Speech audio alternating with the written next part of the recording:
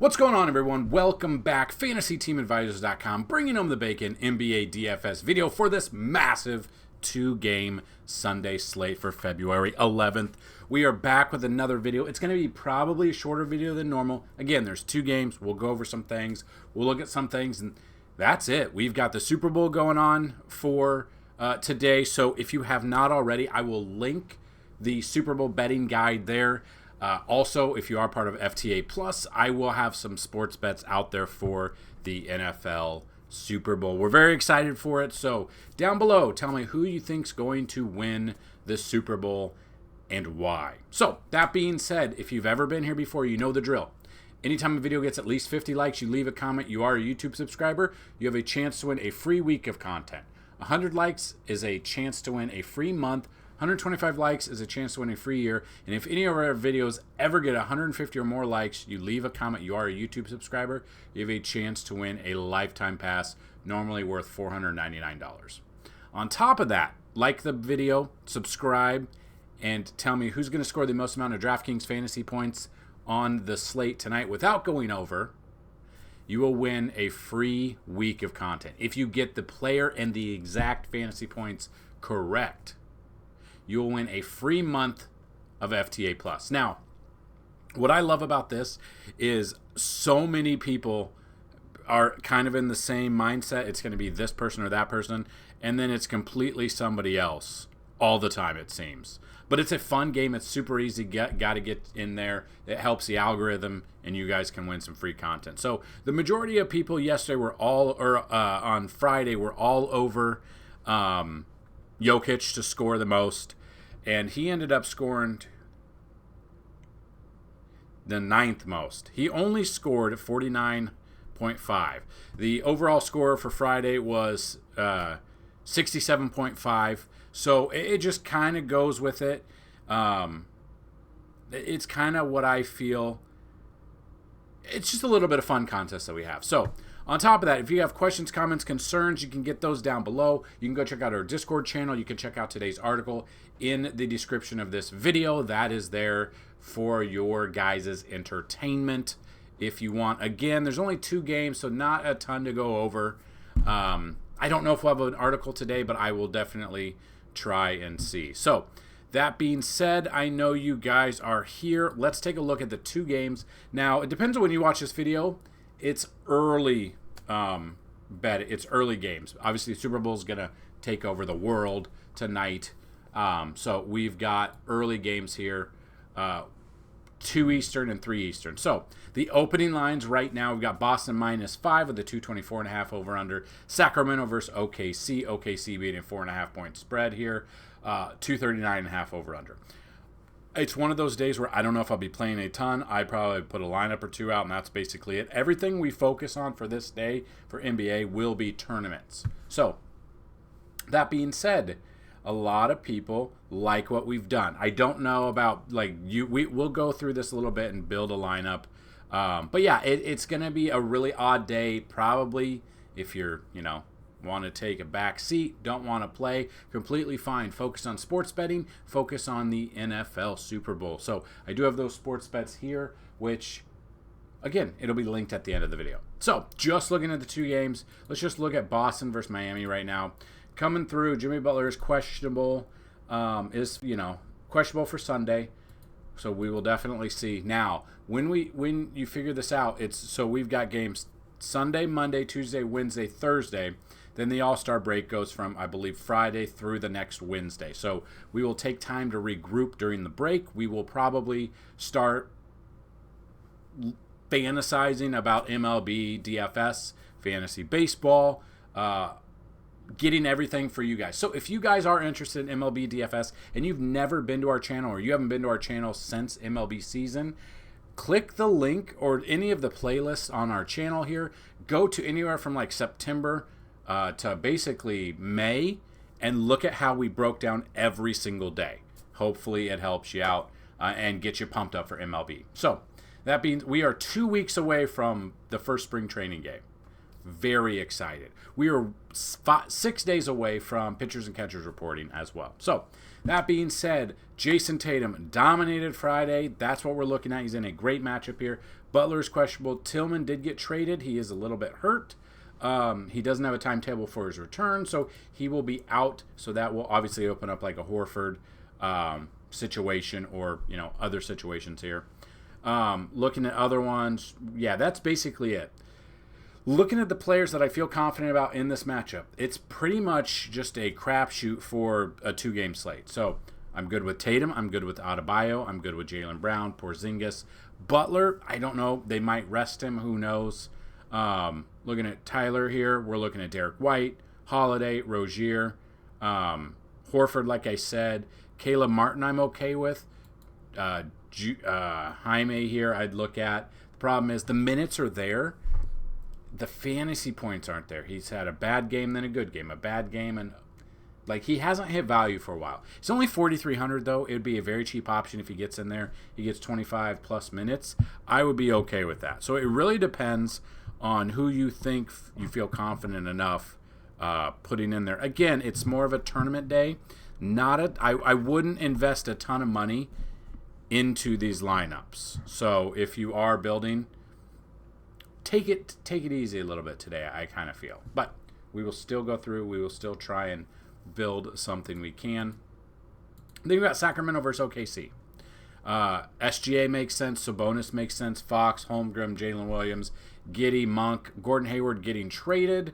He is out. So that's kind of what I figured. It would be after the All-Star break. You're going to see if there's some players that might be a little bit injured or on their way back or whatever. It's probably going to be after the All-Star break. But again, Keegan Murray, I'm all for Keegan Murray. Kevin Huerter, I like. Harrison Barnes. We're getting like 2018, 2019 vibes from Barnes. He has like a game of 28.25, then he has 2 stinkers. Has a stinker here, a 35. A stinker, mid, 38, 53, 41. It's one of those where we don't know what we're going to get out of him. But if you look at Harrison Barnes at 4,500, doesn't have a bad matchup, only averaging 20 fantasy points per game. The defense is 10th ranked against his position, small forward, power forward. So that's kind of what we look at here. That's what I would look at a little bit. Trey Lyles, depending on the day you get him. Friday night, 26.75 at 3,600 is exactly what we needed, and we were all over him. Had 27, then 15, then 32. So he is a cheap option with 3,900. It's just you're going to find stars and scrubs in this kind of lineup. Not a ton of stars, but you're going to find stars and scrubs make its way. So I'm just going to plug him in right now as a cheaper option. That's what we could look at. You got Lou Dort here. Game log wise, kind of the same thing. 17.75 on February 6th, 40.25 the time before that, 15, 19, 7. So up and down. I'm probably off the Lou Dort train. Some people might be on it. Come down a little bit. It depends. It's a weird 2-game slate. Some players are, they might be resting them. So this might be one of those days where it gets a little crazy. I wouldn't go like Kenrich Williams. The minutes, they fluctuated a lot. I think it'll take some time on his plate if there are certain players ahead of him that are out. I don't think that's going to be the case, though. So I'm basically looking at Harrison Barnes and up when we look at the breakdown here. So we've got Boston, Miami, Sacramento, OKC. So give me 1 second. I'm going to get those filtered out so we don't look at the whole thing. All right, so some people like this, some people don't. So we're going to build a little lineup here. Now, again, this isn't a copy-paste thing. This is just kind of showing you my thought process when we build out. On top of that, we have a ton of information on the site. So go to FantasyTeamAdvisors.com. We've got NBA player trends. We got DFS minutes played. We got the fantasy points allowed by position, which you can find here. Is what we're going to go over. We've got our Vegas odds, which we've gone over. We've got top plays. So the top plays are both Fanduel and DraftKings. They go DVP and implied team totals. With, again, small slate, can be a little skewed. Player projection. So any player that is projected to get at least 1 fantasy point will be on the player projections. Both Fanduel and DraftKings. They're 6 data points that are used to build projections. So these projections are what we have in our daily articles, which you can also find on the site. DFS chalk. If you play cash, you play tournament, you got to know the chalk. It's what differentiates yourself from the pack. A day like today, you never know. These kind of slates with only 2 games. Look at the chalk, but the ownership percentages are definitely going to be skewed on with 4 teams. And then we got our cheat sheet. So anytime there are at least 5 games on the slate, we have normally each position, we have 5 or 6 cash plays at each position and 5 or 6 tournament plays at each position.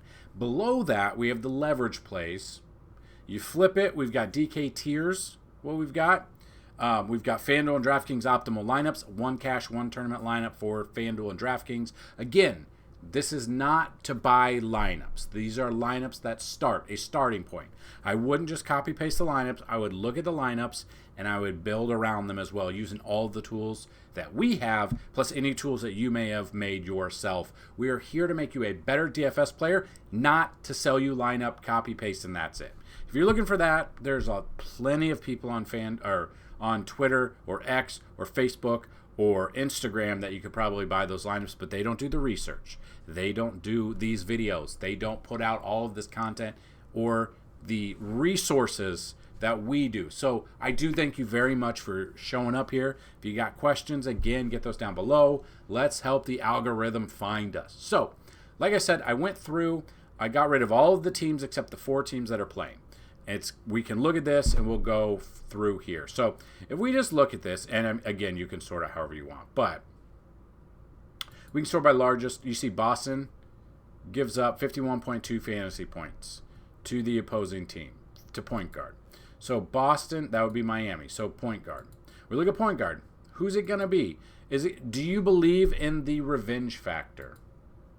Really depends on the revenge factor. So 6,600, he's off 43 up and down. Revenge factor would be this man right here, playing his old team. Game log, he's 6,100. He's in a good matchup. I'm going to look at him at 6,100.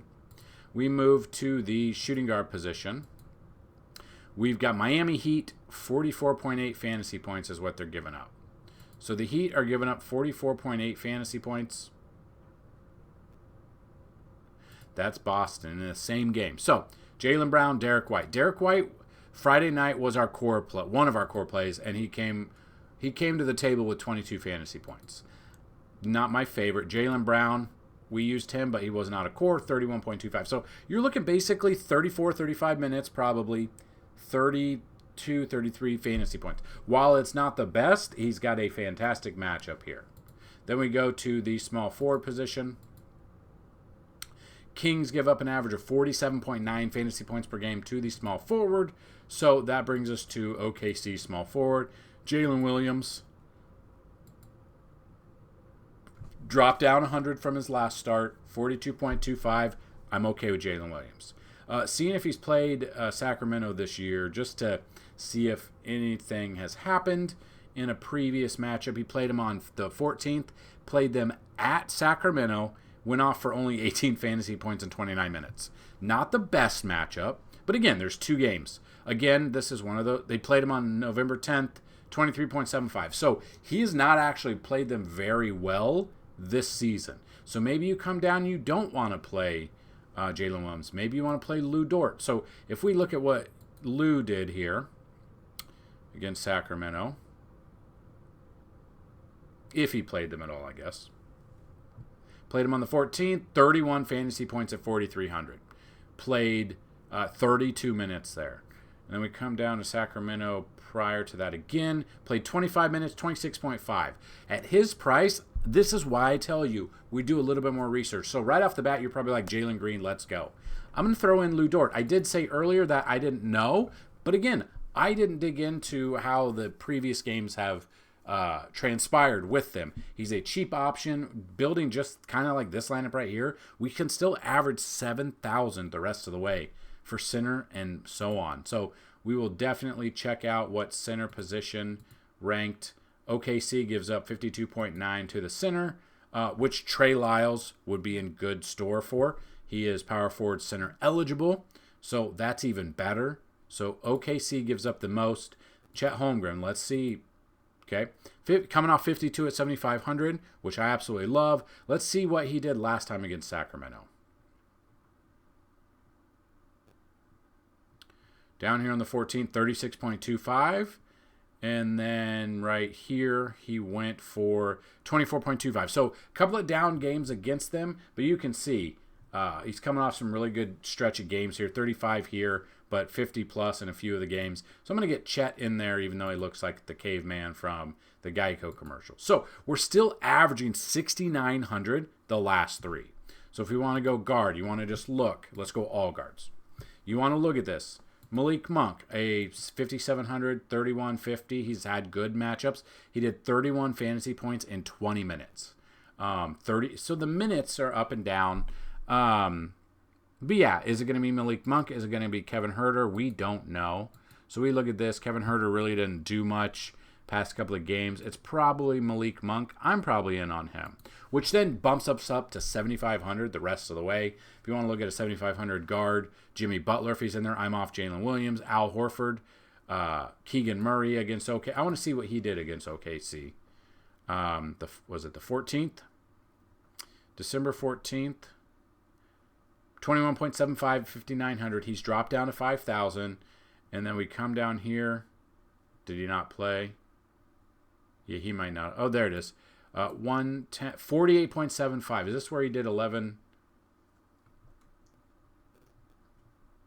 No, it's not. He still had a good game there. At 5,000, that allows you there, and then we're up to 10,000 for utility. We can get Sabonis in there against OKC. We almost got SGA, but I'm going to pay up. I think I'm going to go with Sabonis here. So this is just a starting lineup. Again, it is not an end-all, be-all. It is not the only way to go about it. This is one tool to use to build lineups. If you're looking for more, we have them on the site. Go to check out FantasyTeamAdvisors.com. Check out everything else. Thanks for watching this video. We will have a Monday video, Tuesday, Wednesday, and probably Thursday with a 3-game slate. And then we're going to take that all-star break to recharge, regroup, and get ready and come back for a good second half of NBA.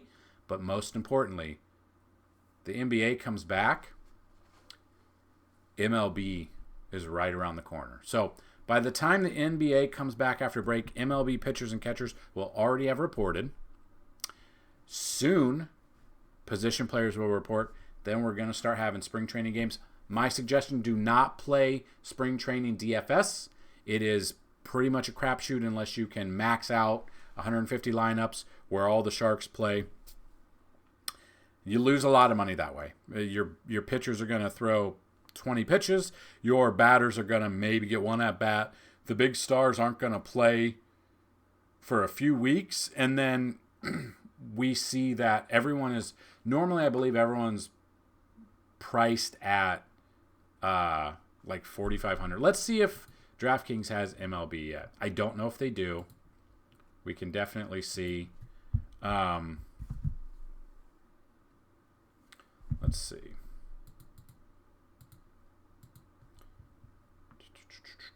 I took a picture of the lineup. I will use it, but it's just a starting point. MLB, nope, they don't have any MLB contests up. It'll probably be up All-Star or NBA All-Star break or right after. So normally with spring training, they still put out a ton of contests there. People play it. Inevitably, a lot of people lose money that way. I've heard a lot of horror stories in that way. So that being said, hopefully you found this video helpful, useful. Like it. Again, let's get to 50 plus. Let's give away some free content to you guys. Questions, comments, concerns, get those in there. NBA is here. PGA is here. NASCAR starting. I believe NASCAR starts next Sunday. Yes, NASCAR starts next Sunday. Daytona 500 is next Sunday. We're very excited about that. We are moving forward, and we're very excited for MLB, like I've said. So that's what I've got in this video. Good luck today, and as always, let's bring home some bacon. Peace!